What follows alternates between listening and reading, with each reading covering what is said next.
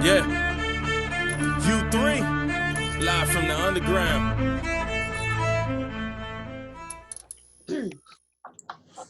Yo, it's your girl DJ Baby Blue Diamond, and you tune into U3 Underground Unsigned and Unknown. And we have one of the 2020 Underground class list of U3, Don Dutch, all the way from Massachusetts / Queens, New York. You know, he rep both. Last Texas, he rep all three. You know what I'm saying? I represent everywhere I touch down, I represent. You know what I'm saying? My face is just a stamp for the hood. Yeah. Right. Man, first let's talk about how did it feel when you got that email or that announcement that you made the list for the class list? Because I'm not gonna lie, like I said, the people who judge the list, they love that old school hip hop. As soon as they hear a new school beat, they just quick to shut it down. So I was surprised they were feeling your main song that we always play. I was shocked. Right, the drip. Shout out the drip. Word, I ain't gonna hold you. I was hella surprised too. I was at not nothing. I was just proud. I was proud of myself. You know what I'm saying? Like, I never really wanted to be I don't know, like popping ass star or whatever. And nothing, you know what I'm saying? Like, yo, at the end of the day, I'm a dude as from various hoods. You know what I'm saying? I'm trying to get it how I live. I got a story to tell. And the best way I could probably get that off is through music. And it's therapeutic for myself. So, you know, that's how I got into it. And so for the fact that it was acknowledged and it was brought to the forefront in that type of way, and people gave me an accolade for that, like, yo, that shit made me like really like almost drop a tear. You know what I'm saying? Like, I was hyped. I was really hyped about that. Like, everywhere I go, I show that picture. You know what I'm saying? I let people know, go buy that magazine. Like, I'm in it. I'm popping. Word, yeah. So it was a highlight. It was definitely a highlight of all the hard work that went into making the music, that went into, you know, all the last little bit of dollars that I had going into the studio session and trying to make sure that, you know, that I'm capturing the moment of my life at this point in time and putting that out for people, letting them know, like, you know, shit ain't always sweet, you know what I'm saying? Or, you know, right now it's just kind of good, you know what I'm saying? So however I was feeling, I try to get that out and try to convey that message and just let people know, like, you know, it's human music. Like, it's different moods. I got different variances in my voices. Sometimes you might get the low raspy Dutch. You might get the high pitch. You might have me singing on a hook. You know, you might have me on some you know, I'm working on some shit. I'm working on it. But I like that you mentioned that you have a story to tell, because I agree that you do, and I know because I helped you with your bio, so I know you got a story to tell. Because you grew up in Massachusetts and Queens, going back and forth to your grandparents' house. So how was that growing up? Did you, as a little kid, did you know what was going on? Like, did you understand why you had to go back and forth, or was it like, oh, I don't want to go back anymore? Yeah, like, no, I I understood why I was going back and forth, and it was due to the fact that, like, not even to like throw shade on myself. Like, I was a bad little kid, so I was just very curious at a young age, like, you know, and I didn't adhere to authority at all that much, and so you know, my parents had always thought, like, you know, during the summertime when I had free time was to keep me occupied by going to New York and being with my grandparents and my cousins and my Jamaican side of the family and learning some type of structure from that. But to be honest, my Jamaican cousins were really, they were really just as turned up as me. You know what I'm saying? So, you know, it ended up feeding the fire a little bit more. Yeah. But I learned two different things, you know what I'm saying, from being in both those hoods. I learned that in Massachusetts, I learned about family. Like, even though everybody got a family, facts, you know what I'm saying? Everybody got a family, but like the definition and the meaning of that. And I learned that through the kids I grew up with in that neighborhood. Like, to this day, you know, we hold a bond that's unlike none other. Like, you know, my childhood best friend, shout out to Quentin, Q Perks, one of the greatest wide receivers Fitchburg, Massachusetts had ever seen, and still to this day. You know what I'm saying? I love you, boy. But he he had just passed recently, man. And friends of 20, 24 years, 25 years, Yeah. I'm 27, so we friends since 2 years old, damn it, 3 years old, man, little babies, man. And that, and when I went back, it was like, I didn't miss a beat. Everybody acknowledged you as family. Everybody proud that, what I'm saying, you make it out. Yeah. That you telling the story of people that, never got to tell their story. And it's just love, what I'm saying? I learned that from living in Fitchburg, Massachusetts, and from the great people that I still hold dear to my heart that live there to this day. And then the other thing I learned out in New York was how to finesse. I ain't gonna hold you. I learned how to finesse in New York. I remember from a young age, man, like 6, 7 years old, like, stealing things from the mall and then selling them on the block and making a little bit of side change. Yeah. And, my little cousins like telling me like, yo, there's a bike down there. Ain't nobody picked it up in a couple of days. Let's grab it. Like, like just little things like that to make money and just to stay on the block, stay hustling. Learned a lot of finesse ways, learned a lot of just, I hate to say it, grimy ways, but I felt like it helped me get through this life of mine. You know what I'm saying? Like, if I didn't know that shit, I would have been green as fuck to a lot of things. You know what I'm saying? But, being in that rough environment kind of just, it polished me. It chiseled me right. You know what I mean? So. Now, you said that you was with your Jamaican family in New York. Did you learn any, like, of their words, language? You have an accent sometimes or not? Right. Nah, definitely. If you know me, I got the accent every now and then. Like, that shit come out of me, like, it come out when it come out. I don't try to force it too much because it's not as natural for me as it used to be. You know what I'm saying? Like, it was natural for me when I was younger because I grew up around my aunts, my uncles, my grandmother, my cousins, and they all spoke in that accent. And then they also, my uncles, they spoke patois, which is the broken English language of Jamaica. Right. So, I mean, if you catch me getting a little drunk, you know what I'm saying, at the bar, you might hear me turn into the young Ross. You know what I'm saying? Now that you live in Texas, how does the Jamaican food compare? Tell the truth. Out here? Have you had it yet? Jamaican food out here? Yeah. I'm gonna be honest with you. I'm afraid to. I don't want to ruin my experiences. I know, right? Because you so authentic. That's why I was like, how does it compare? Yo, yeah. If not, like, be honest with you. If it's not one of my family members cooking it, I probably won't eat it. The only other place that I had Jamaican food at, but it wasn't in Texas, it was in Florida. It was called Jerk Hut.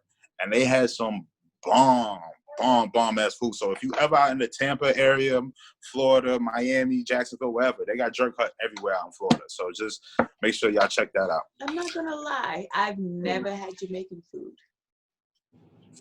You bugging. You ain't never had jerk chicken? Well, because like I've been living in Texas my whole life, so like you said, you scared to try it. I'm scared to try it because it's Texas. Like I want, if I try it for the first time, I kind of want something like authentic. I don't want to. Right. I don't want to try it and be like, oh yeah, this is good. And then someone from Jamaica be like, no, that's not how you make it. Then it, you know what I mean? This is true. So I haven't had it yet, but I want to. Well, I've had jerk chicken from the Reggae Bar. I don't know if that counts. I don't know if he's authentic or not. That's true. That's it's good, but I don't know how authentic it is. So I don't know. Do you ever see yourself? Now I know you go back and visit your family from time to time, but do you ever see yourself going back and living there again?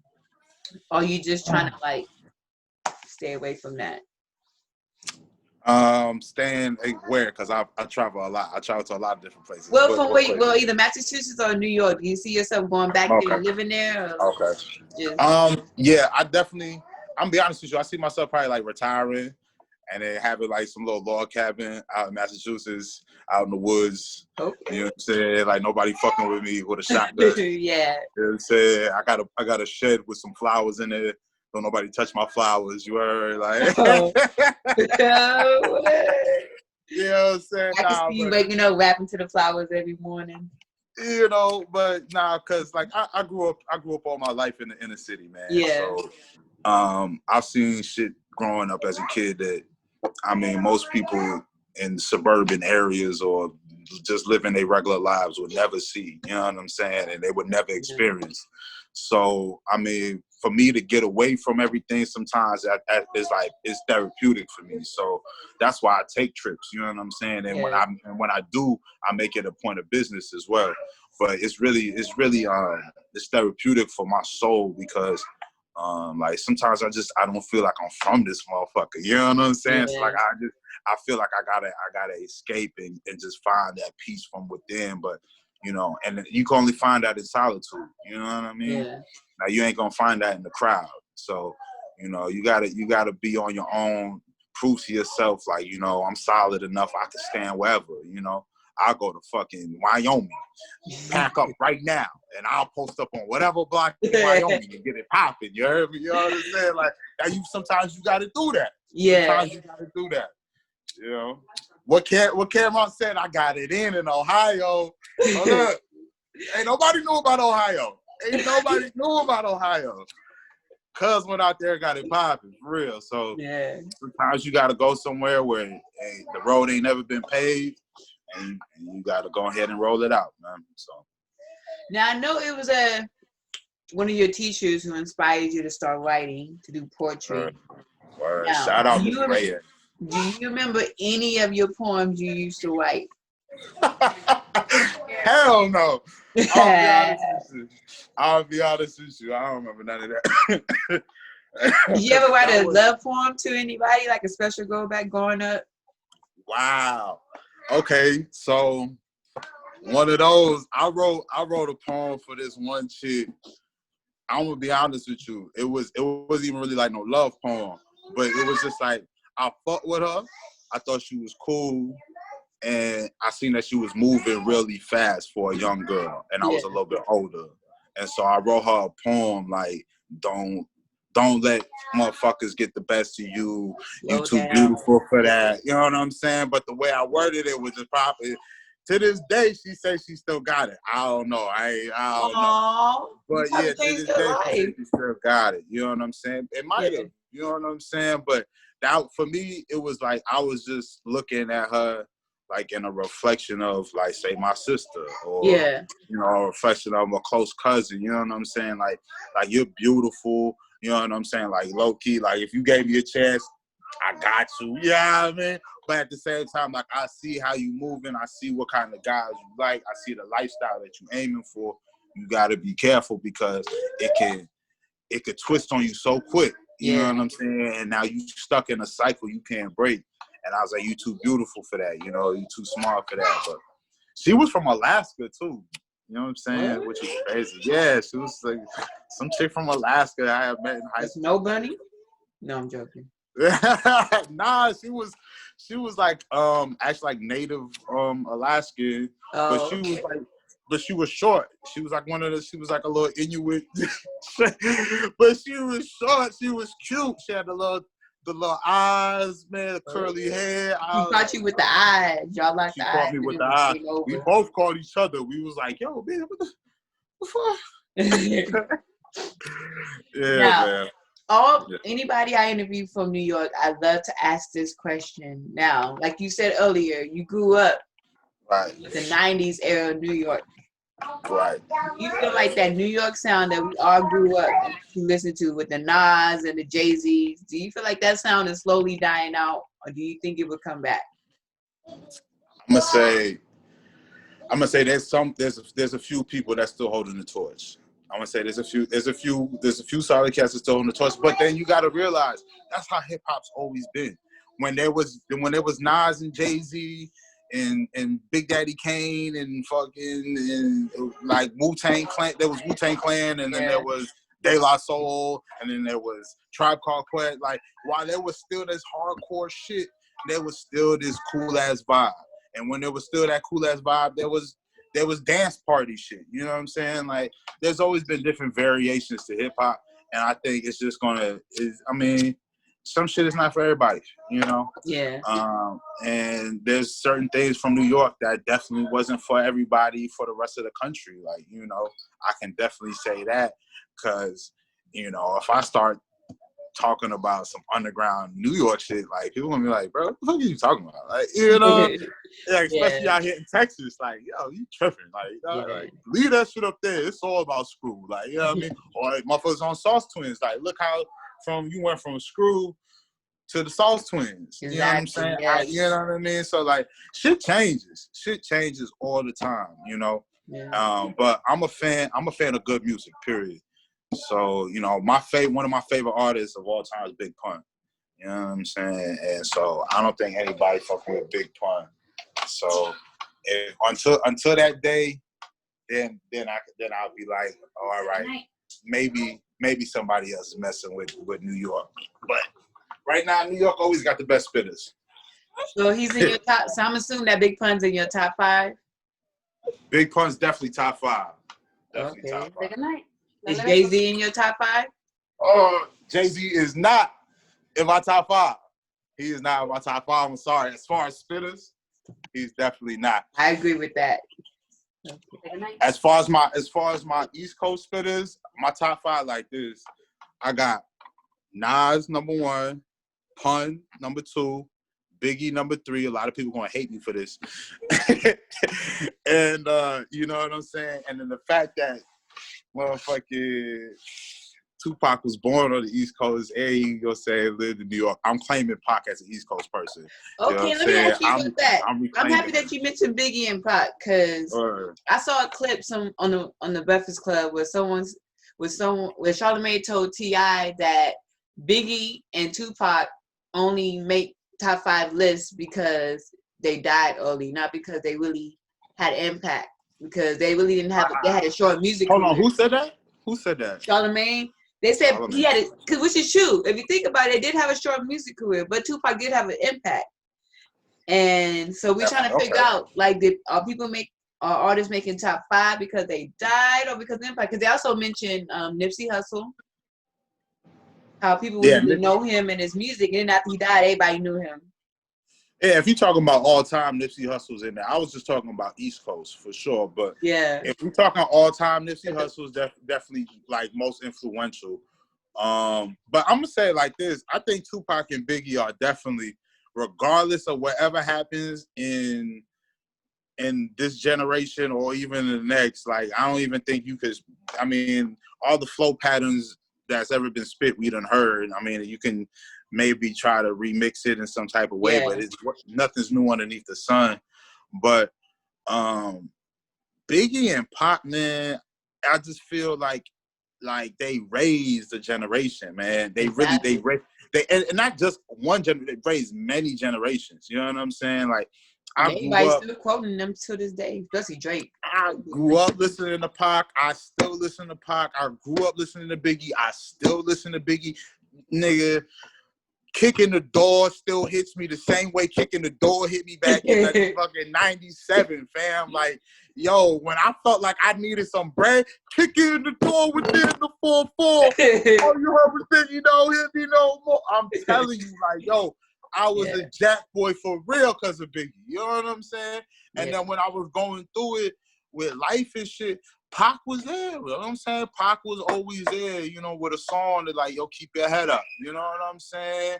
You know, shit, like, you know, going through changes, you know what I'm saying? Thug Mansion, like, you know what I'm saying? Just, even those just the mainstream joints, them joints right there brought a nigga through a lot. You know what I'm saying? So, you know, I mean, you know, Shed So Many Tears, I mean, shit. Check Out Time, that's a good ass vibe, you know what I'm saying? Like, he got a lot of shit. He got a lot of shit for different moods. Biggie had a lot of shit that put you in that grimy mood, like when you there, like you like, yo, I need to get some bread. I'm trapping, like, you know, he got the 10 Crack Commandments, like, yo, Biggie was, yo, come on, man, that's classic shit, man. To this day, people still steal lines from them. Exactly. So, like, until motherfuckers stop stealing lines from dead people, then we could be like, all right, they irrelevant. You know what I'm saying? Yeah. No disrespect though. No disrespect. But Yeah. like that ass, like until people stop stealing lines, swag, all that shit from over there, then we could say, all right, they not irrelevant. But to this day, they trendsetters. Exactly.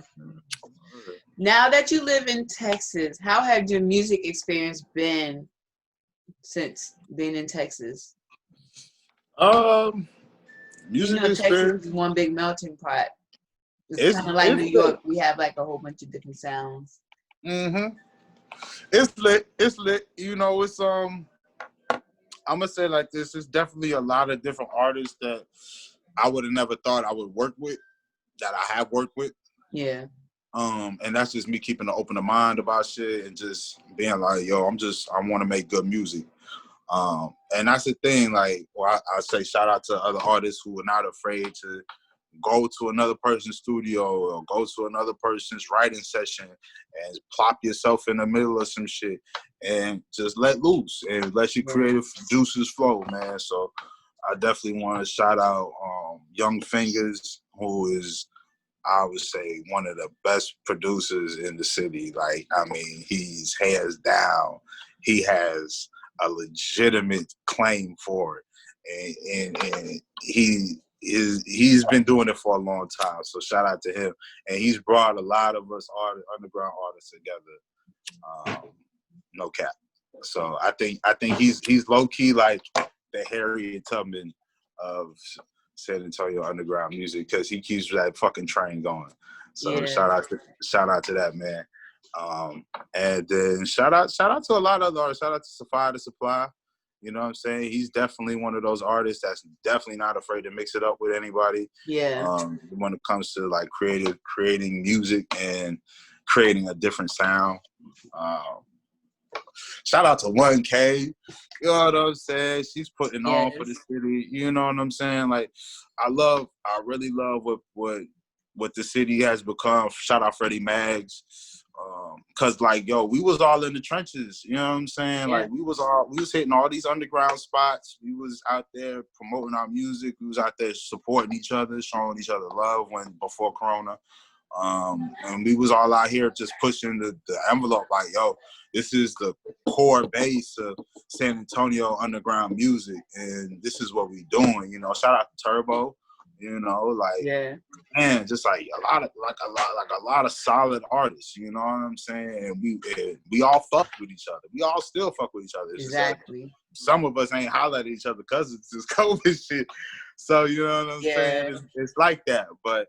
You know, before all this shit happened, like, yo, we was all supporting each other heavily, and we were all on the same page. So that's one thing I could commend the music scene out here in Texas, San Antonio, for sure. Well, now that you live in San Antonio, I have two big questions for you. Word. One, are we going to get any Latino tracks from you or any of that feel? And two, what do you really think about our tacos? All right, boom. So, okay, about y'all tacos, I'm gonna go with y'all tacos first. All right. So y'all tacos, fire, right?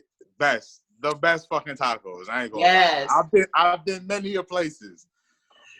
San Antonio's got some of the best fucking tacos. Especially the street tacos. We get you a nice street tacos. I'm just gonna generalize it and give y'all even extra credit. All the you know tacos. what I'm saying? Not even just street tacos, but tacos, fam. Like, y'all got exactly. I've been to a lot of places, and they tacos is not what I was expecting, fam. Like, I'm like, what the fuck is this? Take me back to Texas. This ain't it. You know what I'm saying? But on your first question though about making a Latin track, I do have a artist in mind that I was thinking about collaborating with, who is into reggaeton and does reggaeton music. And so we definitely working on some island vibes, and we definitely working on some party vibes that's gonna be coming out soon. You know, we had to feed the streets. You know what I'm saying? I felt like we did that. I felt like, you know, we established where we coming from. You know, the backdrop story behind a lot of the, you know, a lot of everything. So, and Jaku, he's doing his own thing. He got his own vibe. I had my own vibe. I had to get my shit off first. And, you know, now we can come together and collaborate on some just like feel good music, you know, just party, you know, vibe, two-step, shake your booty, all that. You know what I'm saying? So, yeah, we got some shit coming. Now, the songs I've heard from you so far mostly been your street songs. You know, you talk about your life, what you're going to, right, especially with the drip. You know, you let people know. Like, I'll pull up. I'll pull up. You let people know. So, and I like how you said you are going to do like a reggaeton type feel with the island feel. So I'm assuming we're going to get like a Jamaican track from you one day, you know? Of course. I'm going to tap into both sides. You know what I'm saying? I'm Jamaican and Cuban. So, yeah. And a lot of other Spanish a little bit? A lot of other shit. I know street Spanish. Like, I could cuss you out in Spanish. You know what I'm saying? Like, I'm good like that. You know what I'm saying? You know what I'm saying? Like, I can holler at Poppy if I need. Well, we were talking about how you're gonna tap into your Jamaican side. So, do you know any Jamaican dances? I know some. I know some. But that's not. I don't think I'm gonna do anything like that with the Jamaican side. Yeah, more street. If anything, I might tap. Like I said, I'm gonna tap into my singing a little bit more.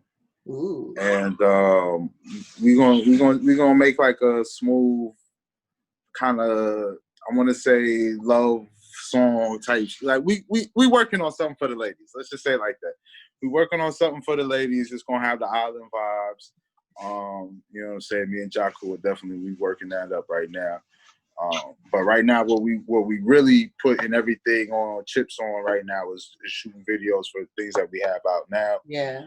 And putting visuals to some of the hits that we feel need more marketing or whatever. So be able to give it an extra push. Yeah. So that's what we offer right now. But definitely the island vibes with a little bit of patois, a little bit of Jamaican, a little bit of Cuban, all of that. That's definitely going to be out there on display next year, sometime around summertime. So is that when your album coming out? Actually, I have an album in the stash right now that I was supposed to drop, right? But this is the thing. I feel like I already have a good enough amount of music out there right now, just to give y'all a little taste, because the album got like 14 songs, but already, you know what I'm saying? Like ready to rock, 14 legitimate, like ready to rock. But you know, I want to take a different aspect with it, because it's still a little bit of hood shit. It's still, you know, life stories. It's still, you know, it's still same old Don Dutch, you know. Yeah. But I want to take a different route with it, and just have some fun with the music. And you know, we just gonna turn up. We gonna vibe. Some island vibes, you know what I'm saying? We sipping gin and juice, you know what I'm saying? Yeah. Got the button up, button down, chest all out. You know what I'm saying? I'm at the beach with it. Don't fuck with me, you know what I'm saying? Like, we bringing them vibes out, you know what I'm saying? That's the vibes that we want to bring out. Big summer vibes, and so that's what we're working on. We're working on big singles to drop for the summertime right now. But yeah, I got an album in the cut. I could drop right now. But I've been saving it on y'all. You know what I'm saying? It's all good. I've been letting the younger cats breathe, let them eat. You know what I'm saying? But when the summer comes, the summer's mine. That's all I'm gonna say. When the summer comes, the summer is mine. Because the summer already is fucked up. This summer fucked up. Summer fucked up. You know what I'm saying? Next summer, we eating. You know what I'm saying? Yeah. We eating. Because all this winter right now, we just making hot songs, making hot singles. We already got albums in the stash. We could drop, like I said, anytime. But, you know, we're going to come out with a coordinated effort, and we're going to flood the shit. Well, thank you, Mr. Don Dutch, for being on U3, stopping by. You know, it's always a pleasure to have dope artists who make dope music, good music. I appreciate too. Thank you. Before we let you go, let people know where they can check you and your music out. Give us all your social media links so we can follow. Most definitely. So if you want to go check out my music, if you have Spotify, Tidal, Google Play, iTunes, Apple Music, SoundCloud, wherever you stream your music, fucking TikTok, whatever, Instagram, Facebook, whatever, when you're doing a little video, you want to throw my music in there, you go put in DONDUTCH, Don Dutch, and it'll pop up for you. Now, if you want to get in touch with my SoundCloud, that's Don Dutch, or SoundCloud.com/Don Dutch 52. IG, you can check me out at Don Dutch _Shata1. Number one Shata, yeah, done. You know what I'm saying? And I've never seen that movie either, but don't tell nobody.